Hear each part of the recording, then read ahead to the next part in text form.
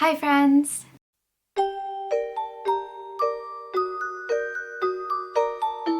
I am so excited you're here today because I will be talking about all the books I read in February. I did do a recent reads in February, so I'll leave that linked in the description box down below as per usual. I read a ton of books. I read too many freaking books in February, but I had a lot of themed vlogs I wanted to do, and also there was the 72 Hours in the Haunted House readathon, and also the Folklore readathon. So I participated in a lot of stuff, and that is my excuse. That's what I will say. If you're always wondering if you know what I thought of a book before I actually come out with this video, well, I do a lot of themed vlogs, and all of those will be linked down below that I did for February. And also I try to post my wrap up with just my star ratings on my Instagram, which is always linked down below as well.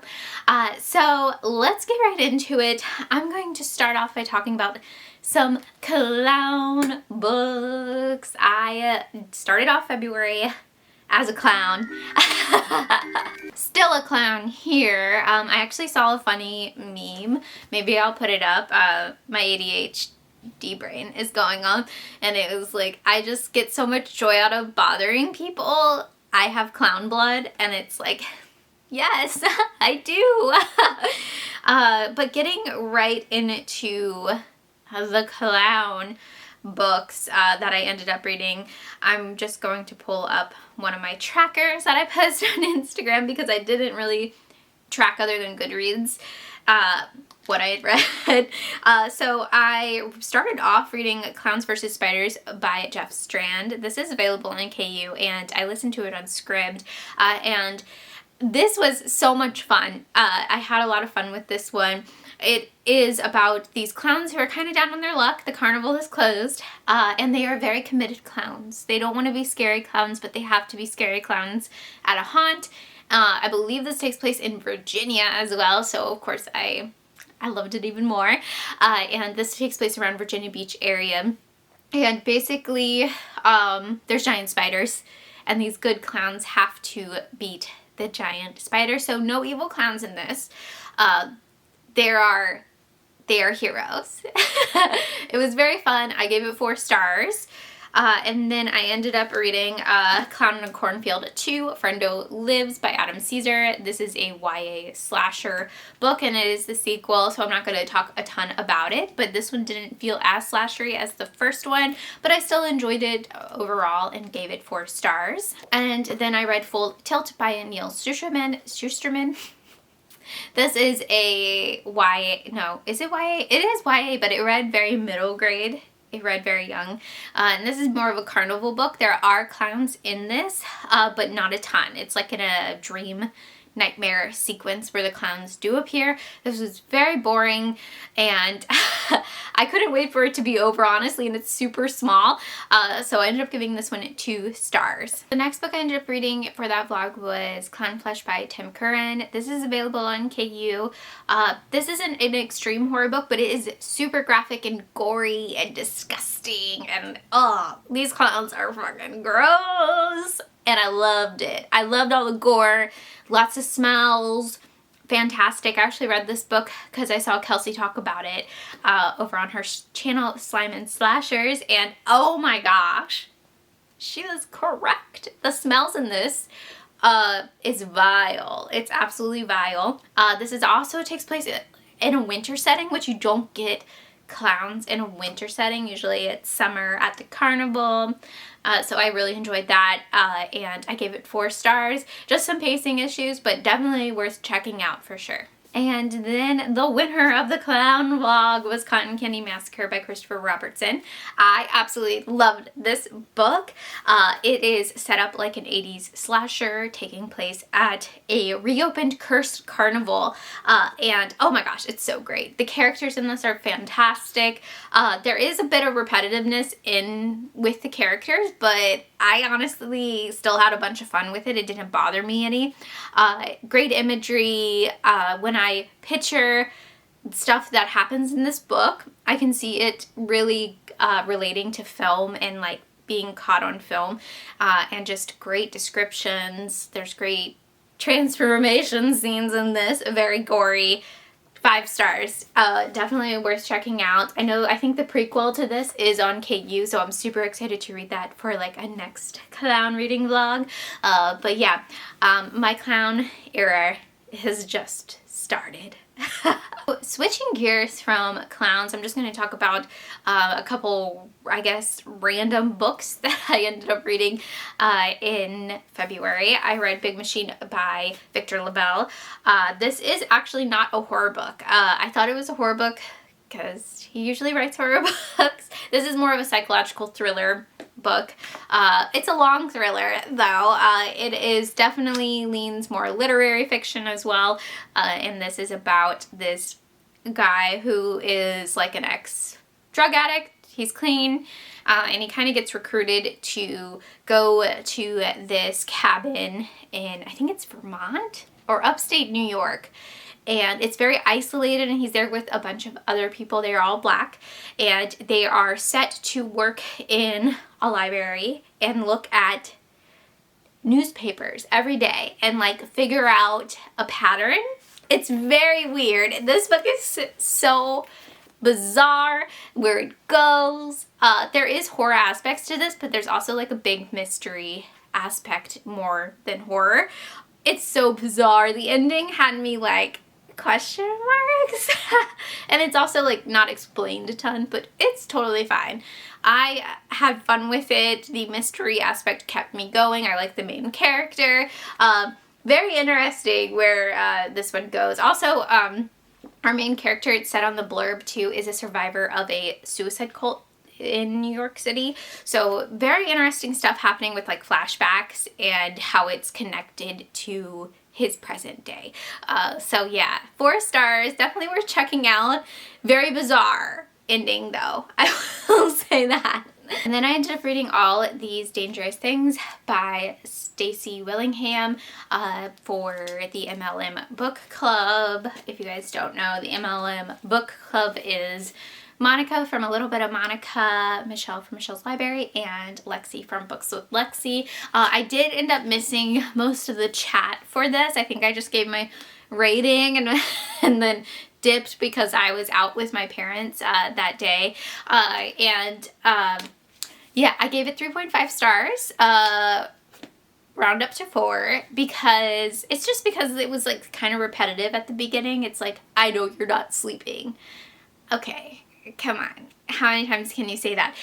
But this is about a woman who is like suffering from insomnia after her son goes missing.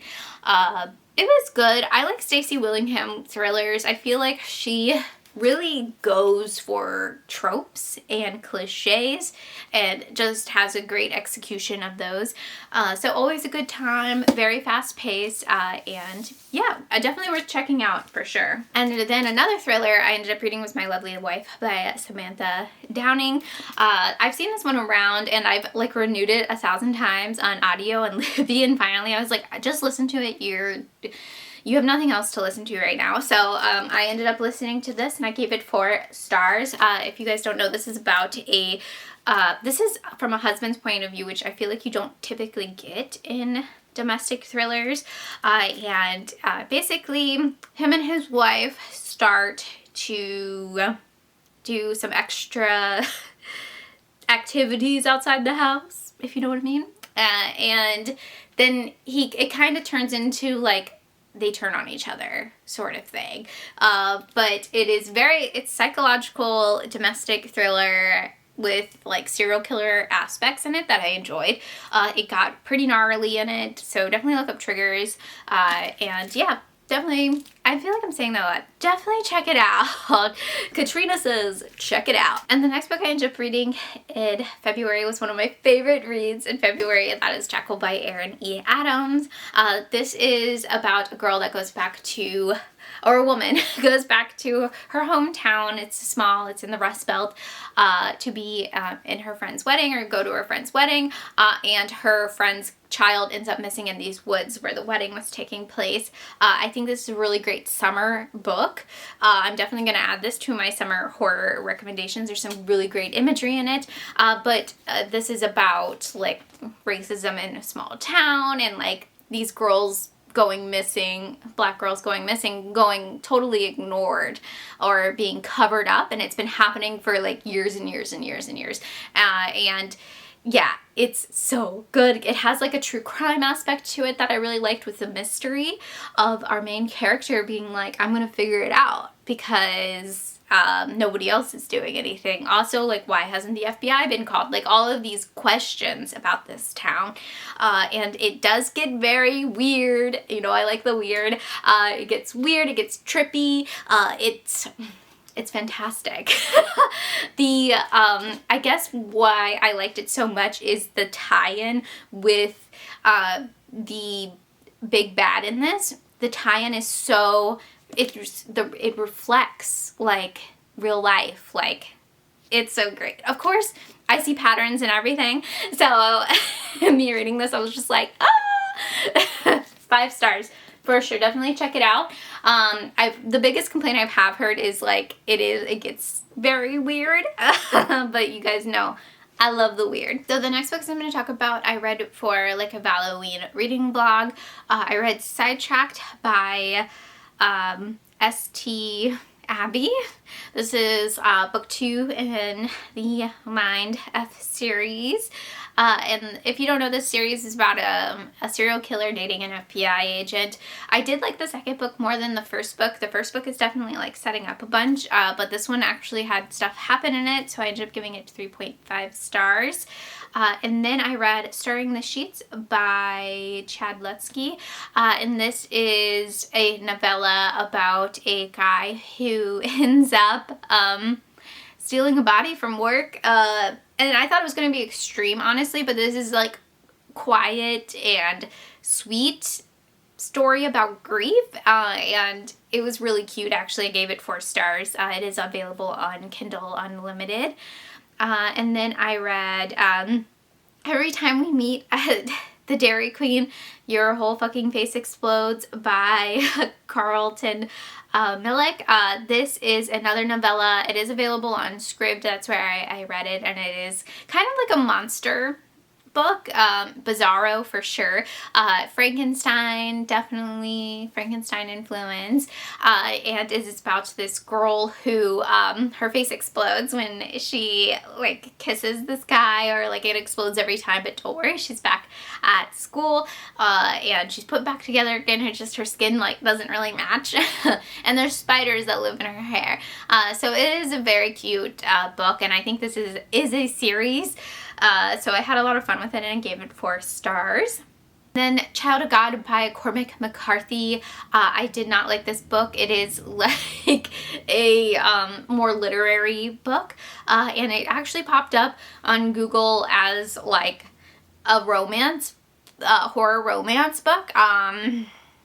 It is not that. I feel like in a way, I guess, with our main character being like having a girlfriend or something. It's messed up. It's very, very dark. I don't really like his writing either, and I gave it 2 stars. I just don't think Cormac McCarthy is like an author for me, because I tried to read Blood Meridian a couple of years ago and it just did not work. And then I read Toxic Love by Christopher Triana. This is an extreme horror book about a guy who is a crime scene cleanup, and he meets this girl who is a freak. And that is all I'm going to say about this. This did take a bit of a turn like into organized crime, so if you do like organized crime, mob books, you can check it out. I think this is going to be a series as well, and I gave it 3 stars purely because it's a page turner. Extreme horror, I like cannot stop reading. It is very addictive, and that purely because of page turner, honestly. But yeah, it is extreme, so there's messed up stuff in this. This girl is crazy. And then my favorite read from that vlog, and one of my favorite reads now of the year as well, is Exquisite Corpse by Poppy Z. Bright. This is the ultimate horror romance book, I feel like.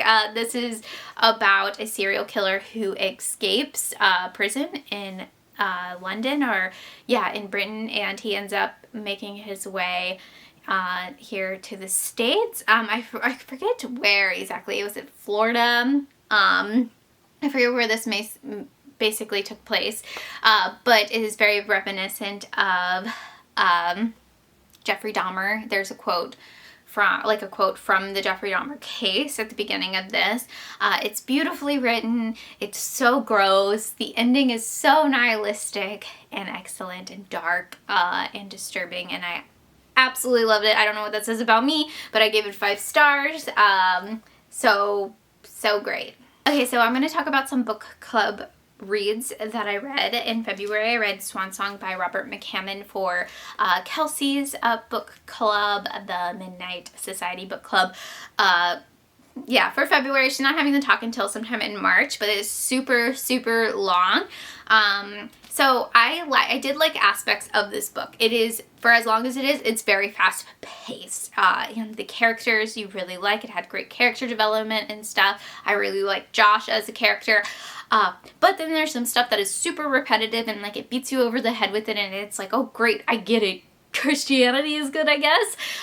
So stuff I did like about this is that the evil stuff in this is actually like the military-industrial complex, and fascism is portrayed as evil. What is portrayed as good is nature, but then it turns super religious-y at the end, and I was like, oh, okay. So I did take off a star for that, but overall I did enjoy it and gave it 4 stars. Is it as iconic as The Stand? I don't think so. The next book club read I ended up reading was for Amy Newell's book club, The Dark Hearts book club. Was episode 13 by Craig DeLuey. I absolutely loved this book. I did do the audio along with it, but honestly, if you did the audio, there is a PDF in it that has like the stuff that you actually need to see in it. So you could actually just do the audio without the physical, but I was just like so into it. This is one of my favorite books this year as well. I gave it 5 stars. This is a found footage supernatural story, but it does take a turn into one of my favorite things, so that might be a spoiler if you know what one of my favorite things is in horror. I absolutely love the ending. I know people had like, that was the biggest complaint, was the ending not, you know, doing enough for them. It was totally fine with me. I absolutely love it. This takes place in Virginia too. It takes place like in west of Fredericksburg area. So he references a newspaper my parents like still get to this day, and I was like, what? You're doing your research. I love it. So yeah, I had a lot of fun with this. This is about a reality TV show, ghost hunting show, filming their episode 13 in Foundation House, where in the 70s a paranormal research team went missing, and nobody's been to the house I guess since then, pretty much, other than like it's just standing, so it's kind of derelict, and it's like an old mansion in the south and like the middle of nowhere. Definitely gave me House of Leaves vibes, which House of Leaves is one of my favorite books of all time as well. So I absolutely loved it. There is so many occult references in this, like from the 60s too, I feel like, and like religious stuff in this that is just mwah, mwah. Everything tied together. It was like magnificent. I actually don't want to see an adaptation of this because I don't want them to ruin it.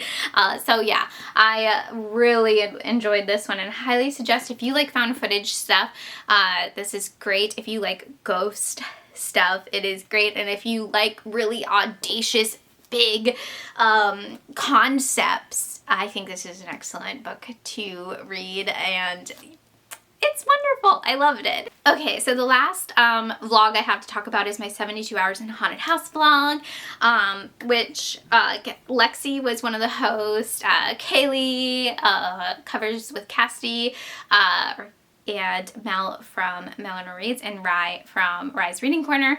I'm sure you guys know that was like a really big readathon in February here on BookTube, so they were sprinting like all the time. It was like a ton of fun.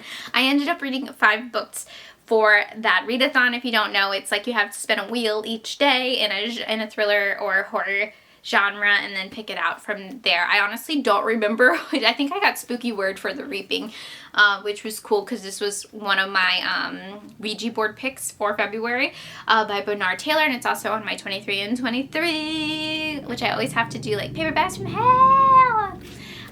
So yeah, I had a lot of fun with this one, but I wish the ending was like crazier and darker.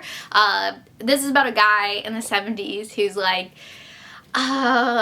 he's asked to do a portrait. He's a painter, and he's like, yeah, sure. And he has a bunch of kids. I don't know. And he goes out, and there's like these nuns, but they're not acting like nuns. And I give it 4 stars. I just want the ending to be a little bit more paperbacks from hell, I guess. And then I got Cosmic, and I ended up reading 2 graphic novels. So I read Aliens Omnibus 1.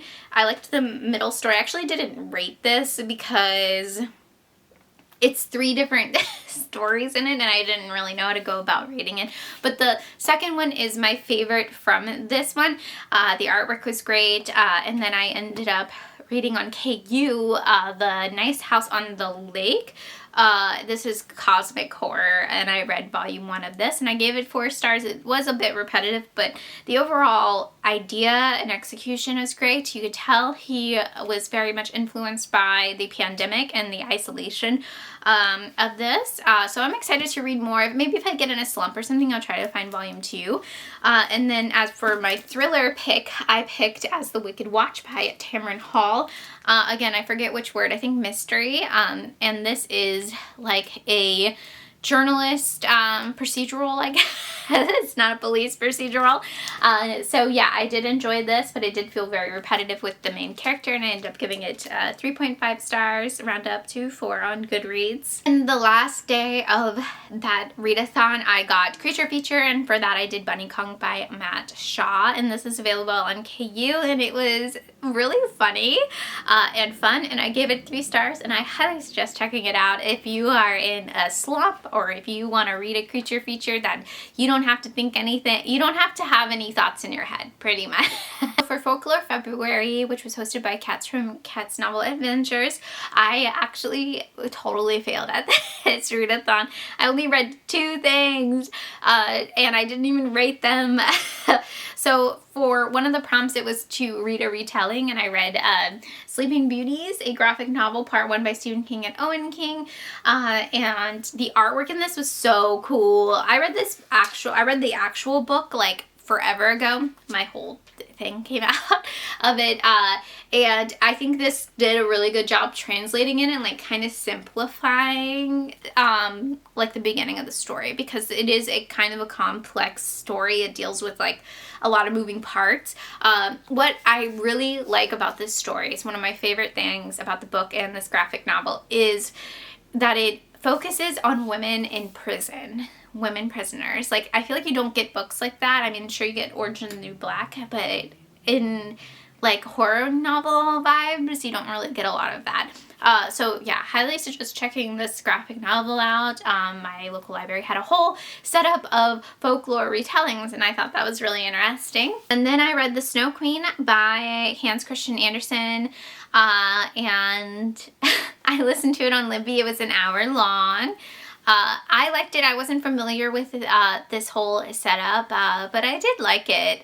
But again, I don't know if it would count like as a full book though. Okay, so there you have it. That was my crazy February wrap up. Let me know what was your favorite read in February, and I hope you guys have a great day. Bye!